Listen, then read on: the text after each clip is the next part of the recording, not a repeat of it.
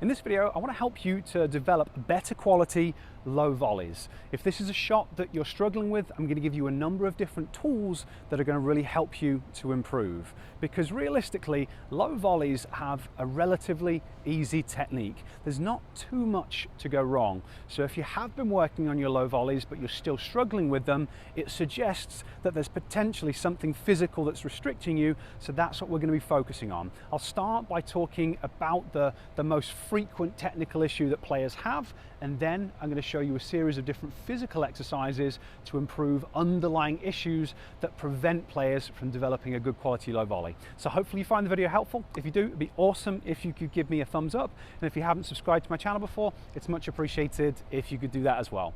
The first thing that we need to cover is the timing of the split step. Now this is important on every shot, but when you're at the net, you've got less time to react, so it becomes even more important. And you need to be landing from your split step just after your opponent makes contact. And the reason for that is that gives you time to react visually, hopefully read where the ball's going, so then you can react as quickly as you need to. So it's very simple.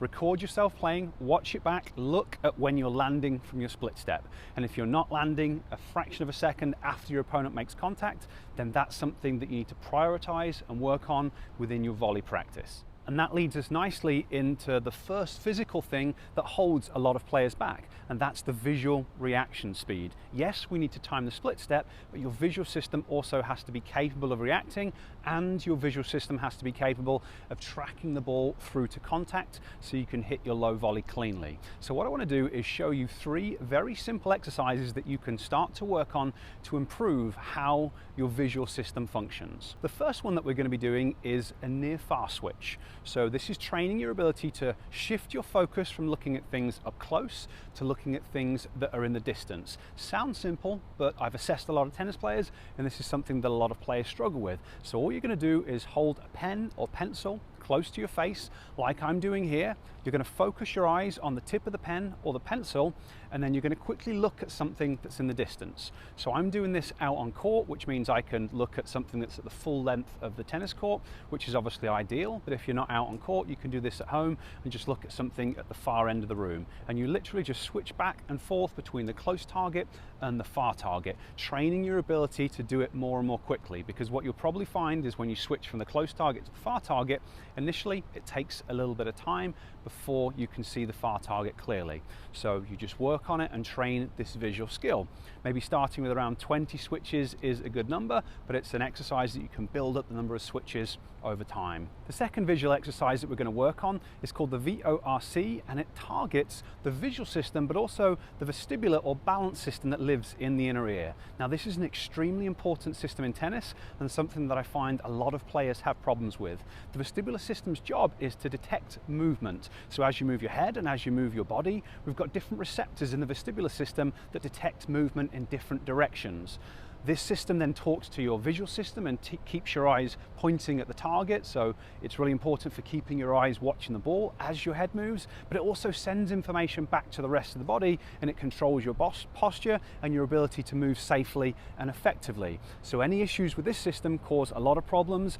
So if you think about what you have to do when you go down for the low volley, you're really challenging this vestibular system, which is why we need to train it. So the exercise that I'm doing here, the VORC, is going to be a really important way to train your ability to track the ball with your head and your eyes. So all I'm doing is holding my thumb out at arm's length, and I'm almost imagining that my eyes and my nose are connected to my thumb. So then as I move my arm to the side, my eyes and my head track with it. So you follow it out and then you follow it back, focusing your eyes on your thumb. And this is something that we want to do in multiple different directions. Now with the low volleys, we're thinking about specific parts of the balance system, so we want to make sure that we're working on the diagonals, but for safe bets, we also want to work on left, right, up and down, and then the upwards diagonals as well, because you are going to need to train the system for all of your other shots. So this is the VORC, very simple exercise, but really effective. Again, start with around 5 reps in each of those 8 directions, but you can build up and do considerably more reps over time. And then the third exercise that we're going to do is a combination of the two. So we're combining the near-far switch with the rapid head movements to challenge the vestibular system, because obviously this is what happens when you play your shots. You can see the setup, it's really simple, and just like we've done a moment ago, we want to prioritize the right and left and the down and right and down and left positions because that's what we'll be needing for the low volleys, but really you should train all 8 directions because you'll need them for the rest of your shots. Again, starting with 5 switches in each direction is a good starting point, but it's another one where you can build up the number of repetitions considerably to challenge your capacity and your endurance. Now, this is just a small sample of the vision exercises that you can work on. If you'd like to learn more about different types of vision training to improve your on-court performance, I've created a class that's going to teach you a lot more about it. So I'll place a link to the class up there, and I'll place a link to the class down in the description so that you can check that out if you are interested. Now that we've dealt with the visual side of things, we need to look at the biggest thing that limits players physically, because getting down to low volleys requires strength and it requires flexibility. Now, if you're strong and flexible, that's awesome. Don't need to worry about this part.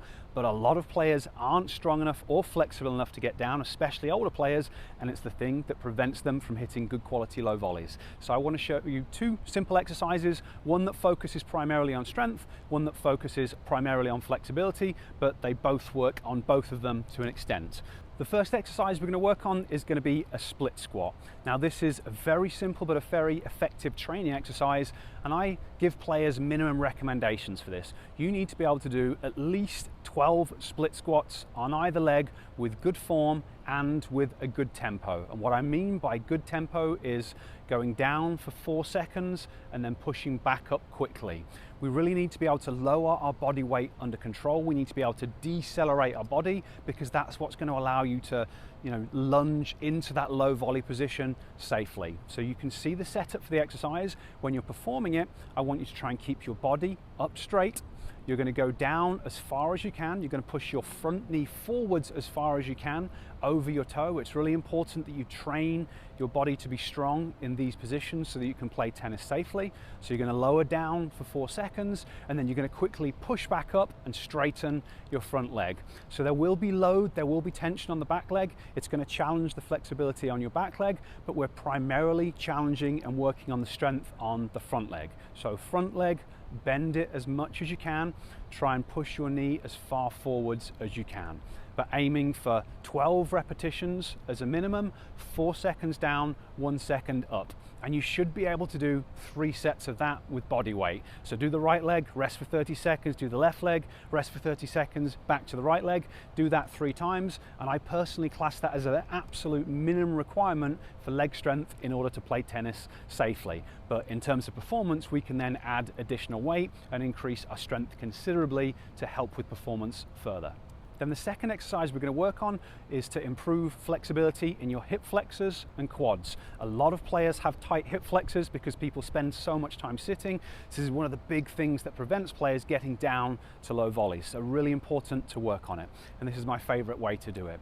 So as you can see, I've got some towels on the floor because I'm doing this out on court. You just need to make sure that you have something soft under your knees so that you're nice and safe. I'm leaning back on a bench. At home, I do this using the sofa.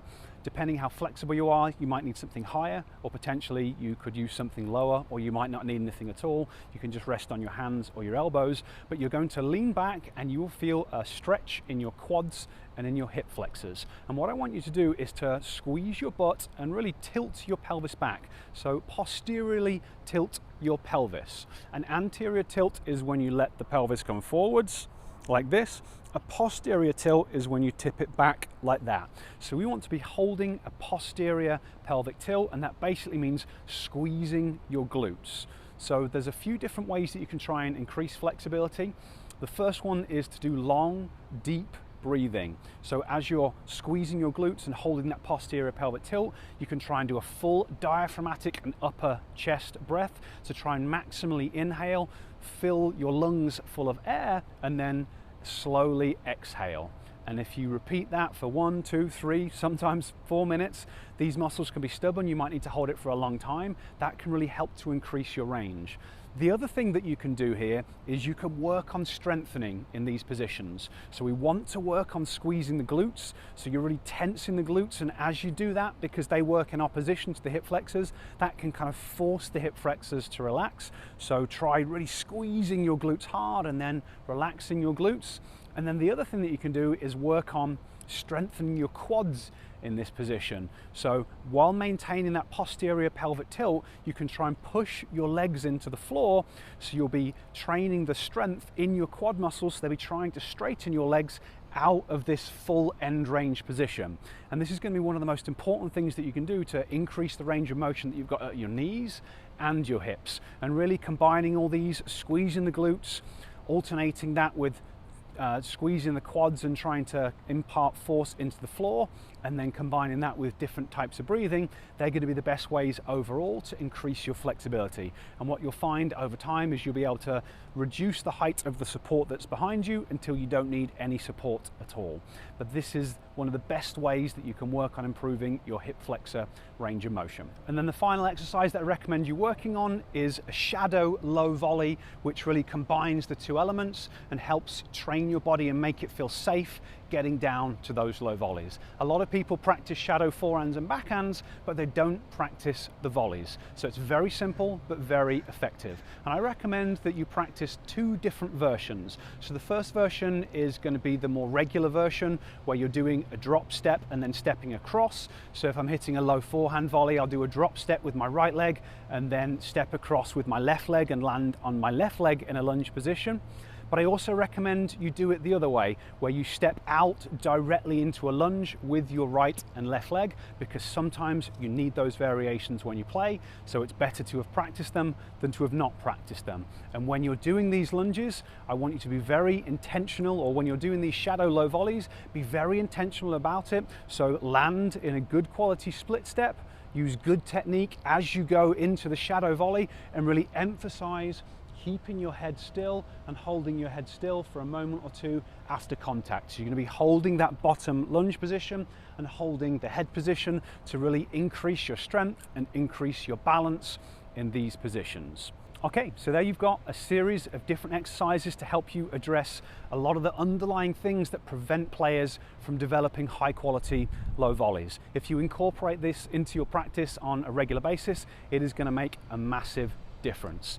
Just a quick reminder about the vision training class. If you'd like to learn more about using brain-based training to improve performance, the link will be down in the description. If you've got any questions or comments about what I've talked about today, how to kind of apply things or train things, leave them down below and I'll get back to you as quickly as I can. And once again, if you found the video helpful, give me a thumbs up. And if you haven't subscribed to my channel, awesome if you could do that as well. And I will catch you next time.